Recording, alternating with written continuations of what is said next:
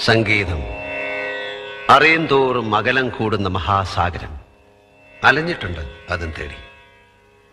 നിലാവിൽ യമുനയുടെ കരയിൽ നക്ഷത്രമെണ്ണിക്കിടന്നവന് ഒരു വെളിപാടുണ്ടാകുന്നു. എന്താ? ഗ്വാളിയറിലേക്ക് വെച്ച് പിടിക്കാൻ. എന്തിനാ? ഹിന്ദുസ്ഥാനി സംഗീതം പഠിക്കണം. ഗ്വാളിയർ ഖരാന മാജിക് പീകോക്കിനെ കുറിച്ചറിയാൻ ചെന്നുപെട്ടത് ഒരു പഴയ സിംഹത്തിന്റെ മടയിൽ. ഉസ്താദ് ബാദുഷാ ഖാൻ. മൂപ്പ നല്ല ഫിറ്റാ. എന്താ സംഭവം? നല്ല എ ക്ലാസ് പാങ്ക്.